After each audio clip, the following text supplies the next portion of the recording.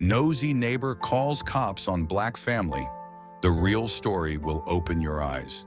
In a pristine suburban neighborhood where perfectly manicured lawns stretched as far as the eye could see, the Jacksons had carved out their piece of the American dream.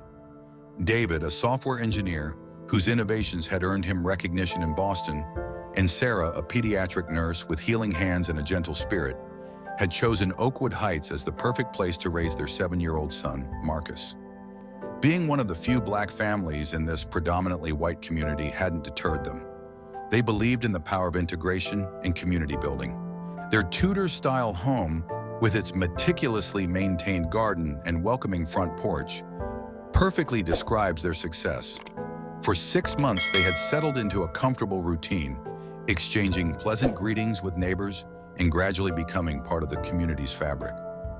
Marcus, their bright-eyed boy, with an infectious laugh, was on the autism spectrum, a reality they had learned to navigate with grace and patience.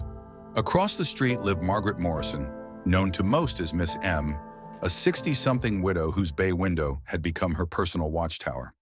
Her particular interest in the Jacksons hadn't gone unnoticed, though most neighbors dismissed it as harmless curiosity.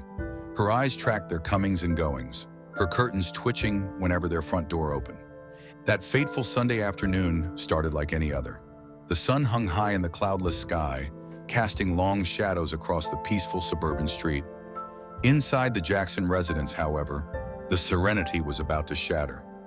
Marcus, overwhelmed by sensory stimuli, began experiencing an episode that many parents of autistic children know all too well. His screams pierced the quiet afternoon air, echoing through the neighborhood. Sarah's voice rose above his, attempting to guide him through their practiced breathing exercises. "Marcus, honey, breathe with mommy, in and out." David rushed upstairs to retrieve the noise-canceling headphones that often helped during these moments. To anyone unfamiliar with autism, the scene might have seemed alarming. Miss Morrison, watching from behind her living room curtains, didn't hesitate. Her fingers trembled as she dialed 911, painting a picture of suspected abuse based solely on the sounds emanating from her neighbor's home. "Something terrible is happening at 1542 Oakwood Drive," she reported, her voice quivering with what she would later realize was misplaced concern. "The child is screaming. I think they're hurting him." Within minutes, 3 police cruisers descended upon the peaceful street, their sirens shattering the suburban tranquility. Neighbors emerged from their homes, curiosity and concern etched on their faces. Officers approached the Jackson residence with the urgency of those expecting to encounter a horrific scene. Instead, they found David at the door, composed but concerned, while Sarah cradled a now calming Marcus, his noise-canceling headphones firmly in place. The revelation hit like a thunderbolt. Marcus was autistic and had experienced a sensory overload episode. The tension in the air transformed into something else entirely: shame. Miss Morrison, who had emerged from her home to witness the scene she had set in motion, stood frozen on her porch, the weight of her assumptions crushing her previous certainty. The aftermath of that Sunday afternoon could have torn the community apart. Instead, it became the catalyst for an extraordinary transformation.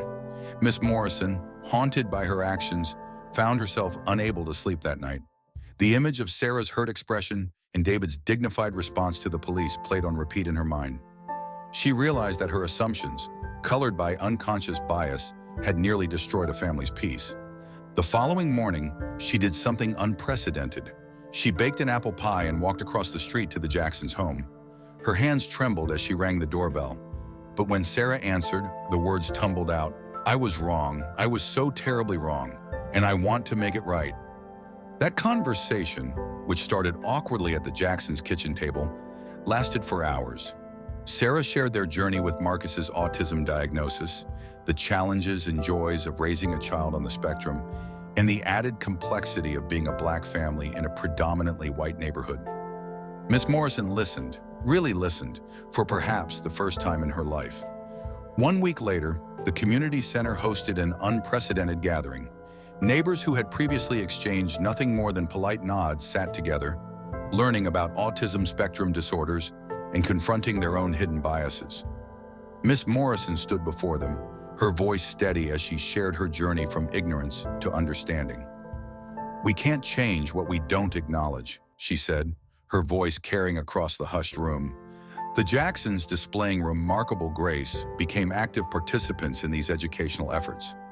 Sarah shared her expertise as a medical professional and a mother, while David spoke about the daily realities of being a Black family in America.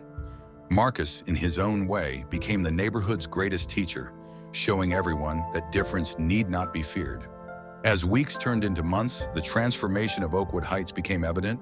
The community that had once viewed the Jacksons with suspicion now embraced them wholly. Children played together on front lawns while parents chatted nearby, their conversations richer for understanding each other's experiences. Miss Morrison and Sarah began hosting monthly coffee mornings, where neighbors could freely discuss their challenges and learn from one another. Today, when Marcus has an episode, neighbors understand. Some even offer support, having learned from Sarah how to help. The sound of children's laughter fills the air, where sirens once blared.